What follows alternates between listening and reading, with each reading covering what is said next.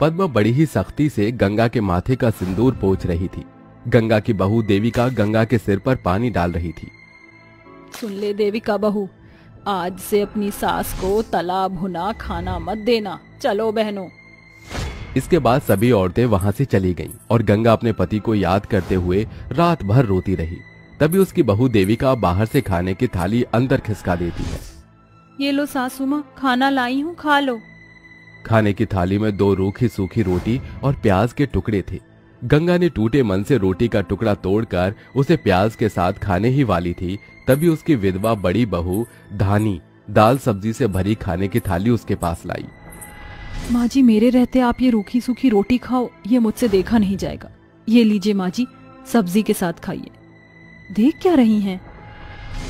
एक तरफ जहां देविका अपनी विधवा सास पर समाज में होने वाले घिसे पिटे रिवाज थोप रही थी, वहीं धानी को हर हाल में अपनी सास की परवाह थी, जिसे देखकर गंगा की आंखों के आगे बीती जिंदगी झांकने लगी, जिसने धानी से बहुत कुछ झेला था। ये कहानी है गंगा देवी के घर की, जहां गंगा अपने पति हरि और 2 बेटों मोहित और गोपाल के साथ रहती थी। गोपाल की शादी धानी से हुई थी। धानी के स्वभाव में बड़ी सादगी भरी थी। लाल कुमकुम की बिंदी उसके माथे पर खूब खिलती थी और उस पर लंबे बालों की चोटी और पैरों में भरा महावर उसे बहुत पसंद था। धानी की ये सादगी गंगा के आगे गवार हरकत थी। अरे बहू, अरे ओ बहू, धानी बहू, जरा एक कप चाय तो पिला दे। जी लाई ससुर जी। धानी चाय लेकर बाहर आती है, जहां हरि के बगल में उसकी सास गंगा भी बैठी हुई थी। हाय हाय, क्या करूं मैं इस बोर्डम बहू का। कभी भी मेरे बेटे के लिए सजती संवरती नहीं। अब तो तेरी देवरानी आने वाली है। जानती हूँ माँ जी, बस एक बार देवरानी जी आ जाए, फिर जब मुझे समय मिलेगा तब सजना संवरना करूंगी। कुछ ही दिनों के अंदर मोहित की शादी दिव्या से हो जाती है, मगर बुरा वक्त बताकर कहाँ आता है। उस रोज धानी से उसके सिंदूर का हक ही छीन लिया गया जब गोपाल की मौत हो गई। ऐसे में न सिर्फ गांव की औरतें बल्कि उसकी सास गंगा ने भी धानी का दुख दर्द बढ़ाने में कोई कसर नहीं छोड़ी। नहीं माँ जी, मेरा मंगलसूत्र मुझसे मत छीनिए। आप सभी मेरा सिंदूर क्यों मिटा रही हैं? छोड़ दीजिए। अरे होश खो बैठी है गंगा की बहू, तेरा पति मर गया है, अब तू विधवा है, इसलिए तुझे ये सिंदूर भी मिटाना होगा और ये चूड़ियां भी तोड़नी होंगी। इसके बाद औरतें बड़ी ही अत्याचारी के साथ धानी की कलाई की लाल पीली चूड़ियां तोड़ देती हैं और धानी की रंग भरी जिंदगी सफेद साड़ी में सिमट कर रह जाती है। जैसे ही धानी अपने कमरे की ओर बढ़ती है, तभी उसकी देवरानी अपनी सास के आगे फूट भरी बातों की लहर लगाती हुई कहती है। ये देखिए माँ जी, जेठानी जी कमरे में जा रही हैं, रोकिए इन्हें। रुक जा धानी, तू अब यहाँ नहीं रह सकती, क्योंकि तू एक विधवा है, विधवा। और इस घर में 2-2 सुहागन औरतें भी रहती हैं, इसलिए मैंने तेरे लिए आंगन में मड़ई बनवा दी है। अब तुझे वहीं रहना है। नहीं नहीं माँ जी, मुझसे मेरा कमरा मत छीनिए, इसमें मेरे पति गोपाल की यादें बसी हुई हैं। ये कहकर धानी की आंखें भर आती हैं और वो लाचार विधवा बहू फूट फूट कर रोने लगती है। तभी देविका कहती है, हाँ जेठानी जी, अब आपकी नहीं चलेगी। आपको भी वैसे ही जीना होगा जैसे कि समाज की बाकी की विधवा औरतें जीती हैं, समझी? अब चलिए। ऐसा कहते हुए घमंडी सुहागन बहू बेचारी विधवा बहू को जबरदस्त घसीटकर मड़ई में रहने पर मजबूर कर देती है, जिस कारण धानी रात भर रोते रह जाती है। तो वहीं दूसरी तरफ गंगा और देविका अपने पति के साथ मेज पर बैठकर तरह तरह का स्वादिष्ट खाना खाती हैं। तभी हरि कहता है, अरे भाग्यवान बड़ी बहू कहाँ है? वो खाना नहीं खाएगी क्या? अरे उस विधवा के खाने ना खाने से क्या बिगड़ जाएगा, सड़ने दो उसे। वैसे भी आज से उसे अपना खाना खुद ही पकाना है। मगर माँ, हमारे घर में नौकर चाकर की कमी थोड़े है जो भाभी अपना खाना खुद बनाकर खाएंगी। अजी, तुम्हें बड़ा बुरा लग रहा है अपनी भाभी के लिए? चुपचाप से खाना खाओ, समझे? ऐसे ही 2 दिन बीत जाते हैं, मगर धानी कुछ भी खाती पीती नहीं। 2 दिन बाद जब उसे भूख लगती है तो वो अपनी सास के पास आती है, जहाँ पूरा मेज खाने से भरा हुआ था। माँ जी, मुझे बहुत जोरों की भूख लगी, क्या मैं आप दोनों के साथ बैठकर खाना खा लूं? अरे जेठानी जी, अब अपनी जुबान के शौक मिटा दीजिए, क्योंकि ये सारा खाना आपके लिए है ही नहीं। ऐसा मसालेदार तला भुना खाना एक विधवा को नहीं खाना चाहिए। ऐसा कहकर दोनों सास बहू बेचारी विधवा बहू को ललचा ललचा कर खाना खाती हैं। अरे वाह देवकी बहू, क्या दम आलू बनाए हैं तूने, और इस कढ़ी का तो क्या कहना, मजा आ गया। अरे ओ विधवा, अब यहाँ खड़ी खड़ी हमारे खाने को नजर क्यों लगा रही है? चल जाओ और प्याज रोटी खा। अपनी सास और देवरानी के ताने सुनकर बेचारी धानी चुपचाप से वहाँ से चली जाती है और जैसे तैसे प्याज रोटी खाकर गुजारा करती है। ऐसे ही दिन बीतते हैं। फिर एक दिन, अरे चूल्हा जलाने के लिए लकड़ी तो है ही नहीं। एक काम करती हूँ, जंगल जाकर लकड़ी काट लाती हूँ। धानी चप्पल पहनकर जैसे ही घर से बाहर जाती है तभी उसकी देवरानी देविका उसके पैरों से चप्पल छीनती हुई कहती है, अरे वो जेठानी जी, ये चप्पल मुझे दीजिए। मगर क्यों देविका, तुम मुझसे मेरी चप्पल क्यों छीन रही हो? मैं बताती हूँ, क्योंकि एक विधवा का चप्पल पहनना मना होता है। ला दे ये चप्पल। इस तरह गंगा बड़ी बेरहमी से अपनी विधवा बहू के पैरों से चप्पल उतरवा लेती है, जिसके बाद लाचार होकर धानी नंगे पांव लकड़ी काटने जाती है। ऐसे में उसके पांव में कई सारे कांटे चुभ जाते हैं। ऐसे ही दिन बीत जाते हैं। धानी को अपना सब काम अकेले करना पड़ता, चाहे वो चक्की चलाकर गेहूं पीसना हो या चूल्हा फूंक कर खाना बनाना हो। धानी को अपना दिन रात रूखी सूखी रोटी खाकर ही गुजारना पड़ता। मगर कहते हैं ना, ऊपर वाले की लाठी में आवाज नहीं होती। हरी की हालत अचानक से बिगड़ जाती है और बिगड़ी हालत उसे बिस्तर पर पटक देती है। आजी, तुम्हें क्या हो गया है? अरे मेरे जाने का समय हो चला है गंगा। हाजी शुभ शुभ बोलो, तुम्हें कुछ नहीं होगा। किसे पता था कि वो रात हरी पर हमेशा के लिए भारी पड़ने वाली है और अगली सुबह हरी के मौत की खबर देविका मोहल्ले भर में फैला देती है। जिसके बाद विधवा होने के बाद गंगा के साथ भी वो सब कुछ दोहराया गया जो धानी के साथ किया गया था। मगर धानी ने अपनी सास का सारा अत्याचार भूलकर उसे रूखी सूखी रोटी खाने नहीं दिया। बीती बातों को याद करती हुई गंगा पछतावे से भरकर अपनी बहू से बोलती है, धानी बहू, मुझे माफ कर देना। मैंने तेरे दुख को बढ़ाने के सिवा कुछ भी ना किया। तुझे विधवा होने का ताना दिया और तुझे कांटों में जीने के लिए छोड़ दिया। मगर अब जब मुझे एहसास हो रहा है तूने क्या खोया। गंगा और धानी के बीच में सब कुछ ठीक होता देखकर देविका कहती है, वाह जी वाह, ये देखो विधवा सास बहू के बीच कितना प्यार उमड़ रहा है। इस खुशी के मौके पर कुछ मीठा होना चाहिए, लेकिन अफसोस कि तुम दोनों मिठाई अच्छा खाना नहीं खा सकती हो। विधवा जो ठहरी। इस मन मोहित देविका को एक थप्पड़ मारकर कहता है, अरे शर्म आनी चाहिए तुम्हें। एक औरत होकर तुम दूसरी औरत का दर्द नहीं समझ सकती। अगर इस सिंदूर का इतना ही घमंड है तो भगवान करे मैं मर जाऊं, तब तुम्हें एहसास होगा कि एक विधवा की जिंदगी कितनी बुरी होती है। मोहित को खो देने के डर से देविका का घमंड मिट जाता है और वो पछताते हुए सभी से माफी मांगती है। माँ जी, जेठानी जी, मुझे माफ कर दीजिए। मुझे आप दोनों को ये सब नहीं कहना चाहिए था।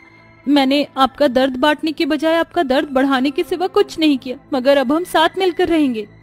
कोई बात नहीं देविका, जो हुआ उसे भूल जाओ। और मोहित देवर जी, फिर कभी मर मिटने की बात मत करना, क्योंकि एक विधवा की जिंदगी किसी श्राप से कम नहीं। उस दिन के बाद से देविका अपनी जेठानी के साथ घुल मिलकर रहने लगी और एक विधवा को लेकर उसके मन में भरा भेदभाव हमेशा के लिए मिट गया। मगर आखिर कब तक ये समाज एक विधवा की जिंदगी को घिसी पिटी रीति रिवाजों के बेड़ियों में बांधता रहेगा।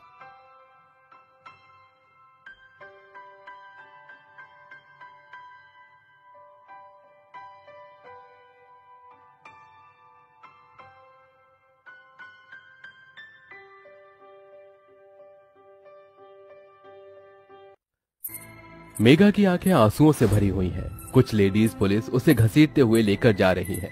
वो अपनी सास शारदा के आगे मिन्नतें मांग रही है। माँ जी, मुझसे गलती हो गई, मुझे माफ कर दीजिए। मुझे पुलिस के हवाले मत कीजिए। बस अब मैं तेरे इन झूठे आंसू पर नहीं जाने वाली। मैंने तुझे टूटे मन की जानकर अपनी बहू बनाया था। क्या पता था कि तू चोर नहीं निकलेगी। ले जाओ इसे। पुलिस मेघा को हथकड़ी लगाकर पुलिस स्टेशन ले आती है, जहां मेन टेबल पर बैठे डीएसपी को देखकर मेघा का चेहरा पीला पड़ जाता है, क्योंकि मेघा उसकी पत्नी थी। तभी मेघा की चोरी चकारी की बातें उभरते ही अविनाश की आंखों के आगे पिछले कुछ दिन पहले की परछाई नाचने लगती है। मेघा एक धोखेबाज लड़की है जो अमीर घरों के लड़कों को अपने जाल में फंसाकर उनसे पैसे ऐंठने के लिए उनसे झूठी शादी करती है। वो हर दिन मंदिर की सीढ़ियों पर बैठकर आते जाते लोगों पर नजर गड़ाई रहती है। एक दिन मंदिर के पास एक बड़ी सी चमचमाती सी कार आकर रुकती है, जिसे देखकर मेघा की आंखें चमक उठती हैं। कार के अंदर से अविनाश अपनी माँ शारदा को लेकर बाहर आता है। लो माँ, आ गया आपका मंदिर। अविनाश, तू भी चल बेटा, माँ के दर्शन कर ले। शारदा अविनाश मंदिर के अंदर आ जाते हैं। तभी मेघा मौका पाते ही पास में पड़े कांच के टुकड़े शारदा को आता देखकर जमीन पर फैला देती है। तभी जैसे ही शारदा पांव बढ़ाती है, मेघा बड़ी ही चालाकी से अपनी हथेलियां आगे बढ़ा देती है। माँ, अरे बेटी तुम ठीक ठाक तो हो? ये क्या किया तुमने? आंटी जी, ये कांच बिगड़ा हुआ था, अगर मैं हाथ नहीं रखती तो ये घाव आपको लग जाता। मुझ गरीब का क्या है, मुझे तो मेरे काले रंग के कारण मेरे अपनों ने भी ठुकरा दिया और तकदीर यहाँ ले आई। मेघा की झूठ भरी बातों से शारदा का मन भर आया और वो अविनाश ने कहा, आपने मेरी माँ की जान बचाई है, चलिए मैं आपकी पट्टी करवा दूं। मेघा की बुनी हुई साजिश अविनाश और शारदा पर काम कर गई और डॉक्टर से बैंडेड करवाने के बाद शारदा ने कहा, बेटी जवान लड़की पत्थर के सिलके जैसी होती है, उसका यूं सड़क पर भटकना सही नहीं, इसलिए तुम मेरे घर चल। वहाँ शारदा मेघा को अपने घर ले आई। शारदा का घर बहुत बड़ा था, जिसे देखकर मेघा खुद में खुश होकर बोल पड़ी, बाप रे बाप, ये घर है कि महल, इतने सारे नौकर चाकर, तेरी तो ठाट हो गई मेघा। बस अब मुझे इस घर में अपने पांव जमाने के लिए संस्कारी बनना होगा। घर में आते ही मेघा शारदा का ख्याल रखने लगी, कभी उसके पांव दबाना तो कभी पूजा पाठ करना, जिससे शारदा मेघा के साथ घुल गई और मेघा की इसी खूबी ने अविनाश को अपनी ओर खींच लिया। और फिर एक दिन शारदा ने मेघा से कहा, मेघा, जब से तू आई है तेरे साथ एक अपनापन जुड़ गया है। भगवान ने सब कुछ दिया है, बस एक बहू चाहिए। मेरे अविनाश से शादी कर ले। यह सुनकर मेघा की आंखें भर आई और इस बार उसने अपने काले रंग को आड़ बनाकर शारदा के मन पर वार किया। मगर मालकिन, मैं तो अविनाश जी की धूल बराबर भी नहीं। वो कहाँ इतने सुंदर और कहाँ मैं इतनी काली, एक बार उनसे पूछ लीजिए। मेघा, तुम मुझे पसंद हो। मैं हमेशा से ऐसी लड़की चाहता था जो मेरी माँ के साथ घुल सके, उनका ख्याल रखे, और ये सब मैंने तुम में देखा है। मैं अपनी आगे की जिंदगी तुम्हारे साथ बिताना चाहता हूँ। इसके बाद शारदा ने बड़े धूमधाम से अविनाश और मेघा की शादी कर दी। बहू बनने के बाद मेघा का पूरा ध्यान घर के लॉकर की तरफ बढ़ गया। एक बार, बस एक बार इस लॉकर की चाबी मेरे हाथ आ जाए ताकि मैं अपना हाथ साफ करके यहाँ से निकल जाऊं। अगली सुबह मेघा जल्दी उठकर पहली रसोई में अच्छा अच्छा खाना बनाकर अपनी सास और पति को परोसती है। माँ जी, खाना कैसा बना है? बहू, तेरे हाथों के खाने का स्वाद तो उसका जवाब ही नहीं। ये ले तेरा शगुन। शगुन के तौर पर शारदा लॉकर की चाबी मेघा की ओर बढ़ाती है। तभी मेघा नौटंकी करती हुई अपने झूठे संस्कारों का दिखावा करती है। माँ जी, मुझे ये चाबी नहीं चाहिए, मेरे लिए आपका आशीर्वाद ही बहुत है। मगर मैं चाहती हूँ कि अब ये चाबियाँ तेरे पास रहे मेघा बहू, इसे तू रख। जी, जैसा आपको ठीक लगे। लॉकर की चाबियां हाथ लगते ही मेघा के मन का लालच उभर आता है और रात घिर जाने पर वो लॉकर खोल लेती है, जहां सोने के सुंदर सुंदर गहने और खूब सारे रुपए रखे होते हैं। अरे वाह, इतना सारा कैश, इससे तो मैं सारी जिंदगी ऐश कर सकती हूँ। मेघा जल्दी से लॉकर में रखे रुपयों को बैग में भरकर जैसे ही घर से भागने के लिए बाहर निकलती है, उसकी सास उसे चोरी करता देखकर पुलिस को फोन घुमा देती है और मेघा की चोरी पकड़ी जाती है। क्या अविनाश मेघा को माफ कर पाएगा? आइए देखते हैं। मेघा, तुम यहाँ? सर, आप इसे जानते हैं? ये औरत एक चोर है जो हर दूसरे दिन अमीर घर के लड़कों की दुल्हन बनने का ढोंग करके उन्हें लूट कर गायब हो जाती है। आप इसके आंसू पर मत जाइए। ऐसा सुनकर अविनाश गुस्से से भरकर मेघा को खींचकर अलग लाकर कहता है, क्यों मेघा, क्या कमी रह गई थी माँ के और मेरे प्यार में जो तुमने इतनी बड़ी मक्कारी की, अपने ही ससुराल में चोरी की? अविनाश, मैं हमेशा से ऐसी नहीं थी, मेरी बात सुन लो। ये कहकर मेघा अपनी बीती बुरी जिंदगी में खो जाती है। गोपी बीमारी पर बिस्तर पर पड़ा जिंदगी और मौत से लड़ रहा था और काजल बस रोई जा रही थी। काजल, मेरी जान जा रही है, मेरा मरना तय है। ऐसा ना कहो बापू, तुम्हारे सिवा मेरा है ही कौन? अचानक गोपी को खून की उल्टियां होता देखकर काजल उसे अस्पताल लाती है। देखिए, तुम्हारे पिता को ब्लड कैंसर है। तुम्हारे पास 10 दिन है। 10 दिन के अंदर इनका ऑपरेशन करना होगा। ऑपरेशन में 5 लाख रुपए लगेंगे। 5 लाख रुपए कहाँ से लाऊंगी मैं? काजल को कुछ भी समझ नहीं आ रहा था कि इतने पैसे कहाँ से लाए, और इसलिए उसके कदम चोरी करने निकल पड़ते हैं, जहां उसकी टक्कर एक बड़े ही रईस औरत राजरानी से होती है। माफ कर देना आंटी जी, आपको लगी तो नहीं? अरे कोई बात नहीं बेटी, आइए मैं आपको कहीं छोड़ दूं। काजल राजरानी के हाथों से सामान लेकर उसे घर छोड़ देती है। ऐसे ही हर दिन काजल उसे कभी बाजार तो कभी मंदिर में मिलती।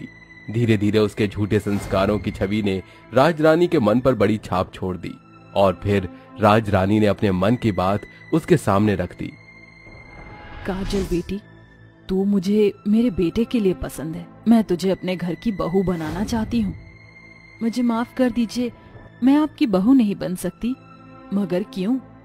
क्योंकि मुझे एक बड़ी बीमारी है। ऑपरेशन के लिए 5 लाख रुपए लगेंगे और मुझ गरीब काली लड़की के पास इतने पैसे नहीं।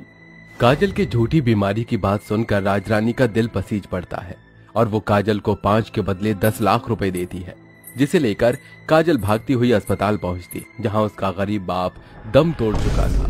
और जिस मुश्किल हालात में काजल ने जो हेरा फेरी शुरू की थी, अब उसे उस चोरी में मजा आने लगा, और एक के बाद एक करके वो अमीर लड़कों के आगे बेचारी बनकर आती और उन्हें अपने झूठे प्यार में उलझा लेती।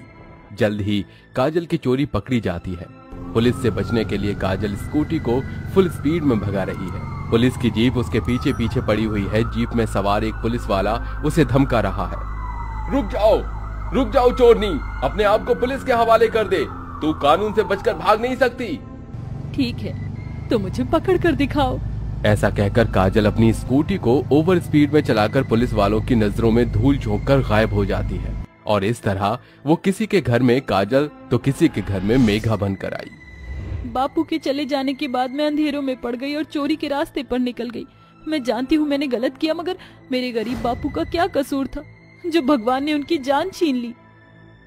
मेघा, मुझे तुमसे हमदर्दी है। तुम्हारे साथ अच्छा नहीं हुआ, मगर ये चोरी चकारी बुरी आदत है, इसे छोड़ दो, क्योंकि चोरी का धन कभी नहीं टिकता। अविनाश की बातों ने मेघा को उसकी गलतियों का एहसास करा दिया, जिसके बाद उसने अविनाश और शारदा के साथ जिंदगी की नई शुरुआत की। मगर आज भी मेघा का मन अपनी बीती बुरी जिंदगी में घुलता रहता है, क्योंकि बुरी आदतों की परछाई एक बड़े वक्त तक पीछा नहीं छोड़ती।